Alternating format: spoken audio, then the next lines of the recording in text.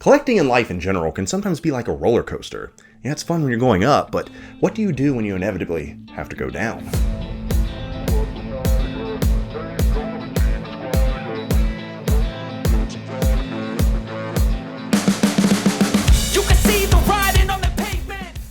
Well, hello again everyone and welcome back. It's been over 2 months since I last posted a video, and the last video, my collection tour, the holiday special, it's officially my most watched video ever with over 46,000 views. That is so insane to me. So who knows where it will land with that one, but I do want to say thank you to everyone that watched, commented, and shared, and of course, thank you to all those new subscribers that came from it. And if you still haven't subscribed, go ahead and do so right now. Leave me a presumptive like and let me know how much you miss me down below. But let's get into the meat of this video today. And what better way to get back in the groove of things than talking about such an important topic, the ups and downs of collecting. Now, I've been away for a little bit, but I've had my finger on the pulse of collecting. And though I haven't been making videos, we have had reissues, QC issues, collector's drama, and more. If you don't know, I do participate in a weekly live stream with our buddy Will Fox Vacation on Fridays, where we talk about all these topics. But one topic has been weighing on me, more so than any other, and that is the fact that lots of people are leaving the hobby. And I want to talk about some of that today. It seems like weekly there's a post or a video out or someone saying that they're a content creator or maybe just a normal person saying that they are selling their figures and their statues or their collections and are leaving the hobby to focus on other things. Well, it's all fine and good, and yes, I even encourage everyone to seek out true happiness. I have to wonder if that is the right choice for them and will they regret it later. At the end of the day, if you're watching this video, you most likely are either a collector or a fan of a certain franchise, show, movie, sports team, whatever. And often that part of who you are is manifested in some form through a physical, tangible representation of yourself in your collection. Now, of course, there are exceptions to every rule. You can be a die-hard fan of something and own nothing in the form of memorabilia and be perfectly happy and content and, yes, still be considered a fan. But as they say, you can't change a tiger's stripes. So if you are a fan or a collector, the collector inside you will awaken again, because at the end of the day, what's in you will inevitably come out of you. So when money is good, when the figures you love all arrive to fill your display and you find your grail, and when you can comment on social media without fear of negativity, and as Drake and Future would say, life is good. Collecting is awesome. But how do you handle the downs of collecting? How do you avoid burnout? How do you move on past the regret of owning things you don't feel attached to anymore? While each of these topics could be its own video, I'm going to give you 4 quick tips to handle the ups and downs of collecting, and maybe even save a collector or two in the process. Because at the end of the day, if one collector out here has helped, then this video was worth it. The first tip I have is pretty simple, but I feel like yes, me too, we need to be reminded that we simply don't need everything.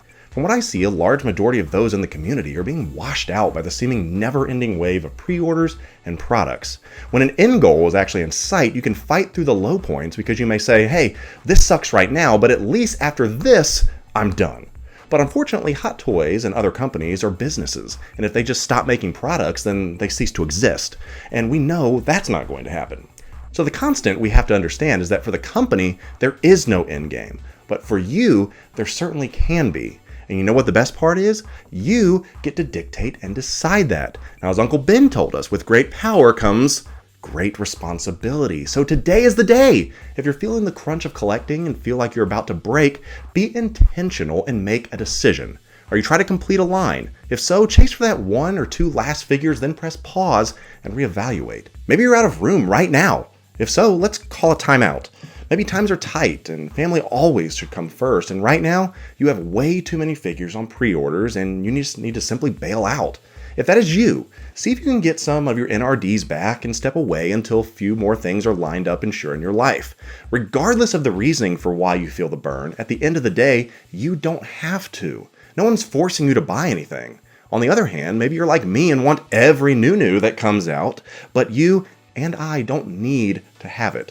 The moment you can separate yourself from living under an expectation with collecting, the happier and more satisfied you will be as a fan and a collector.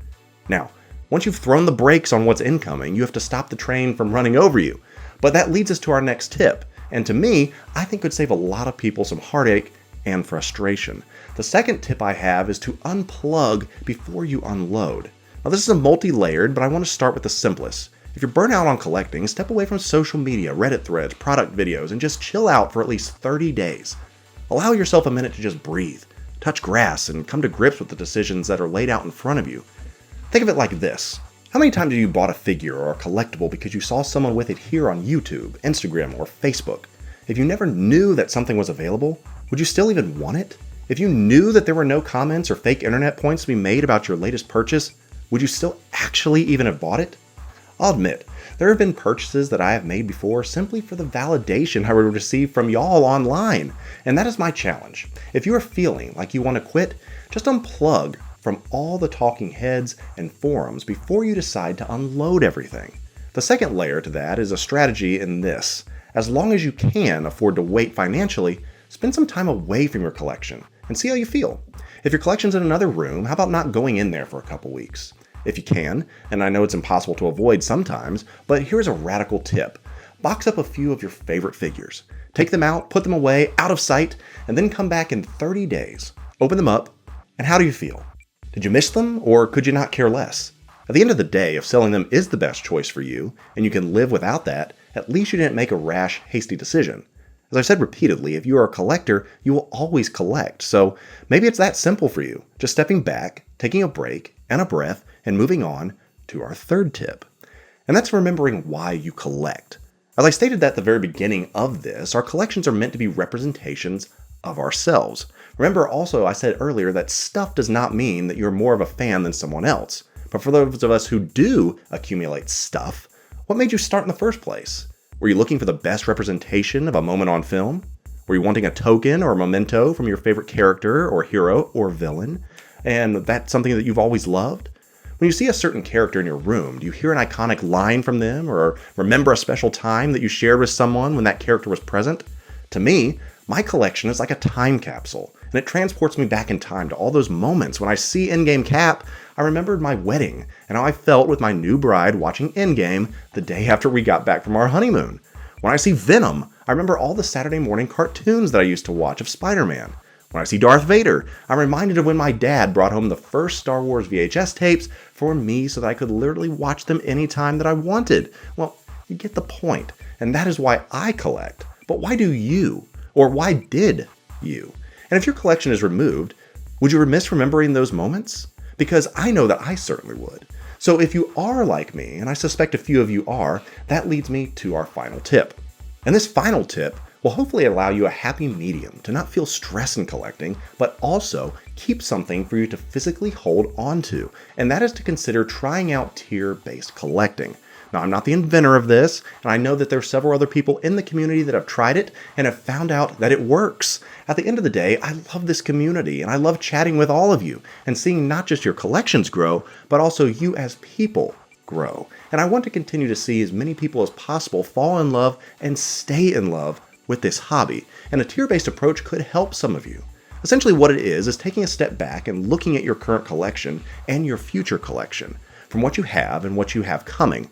Decide on a definitive number of figures that you want to have, and this number is completely up to you. Maybe it's 5, maybe it's 50, but once you have that number will serve as the baseline for your collection. You'll never have to worry about having too many or not enough space, etc., etc. Now, once you have that number, you're going to break out your current figures and future figures into tiers. Of course, this is not rocket science, and people out there call it all kinds of different things, but for me, my top tier figures or characters will be called A tier or must-have collectibles or characters. The next batch would be B tier or pretty awesome, and so forth. For example, in simplicity, I'm just going to set the number at 50 figures. That means I have 50 slots available to fill my board. Let's say I have 25 figures currently. Of those 25, how do I rank them? For me, Darth Vader, Anakin, Captain America, those are all top tier figures. Lando, Count Dooku, Black Widow, they're pretty awesome, but Captain Marvel, Wicket, Death Trooper are just okay. Once I have all my figures sorted, I know that I have 25 spots to fill for the future. So when a new figure is announced or released, I run through that list. Is this a new figure on par with my top tier figures? No. Okay. Is it on par with pretty awesome figures? No. Is it better than my just okay figures? If not, it is a pass. If it is, and you can responsibly afford it, go ahead and add it to the collection. Now let's say you have 50 figures already, and a new figure is announced or released. What do you do? Well, of course, let's run through the tiers. If it is not better or more significant than any of the 50 you have, then it is a pass. If it is, slot that new figure in and move the list down. The odd man, woman, hero, villain, or creature is now dumped, and you should have to find a way to sell it and move it out. Maybe you even want to construct this in a spreadsheet, and what do you know? Our buddy Will from Real Foxification already has a link for you in the description, and feel free to utilize it as well as watch his video on tier-based collecting for a more in-depth and frankly, much better tutorial on that. Well, that's going to do it for us here today. I hope you've enjoyed taking a look at the ups and downs, and hopefully you've gleaned a tip or two to help you out here. As I stated, I don't want to see anyone give up something that means something to them. But now it's your turn to sound off down below. Let me know your thoughts on avoiding burnout and collecting. Have you ever been burnt before? Have you regretted selling something at some point? Let me know down below. And as always, make sure that you are subbed to this channel. Leave a like if you have made it this far and hadn't already, and I will be seeing you much sooner than later in our next video.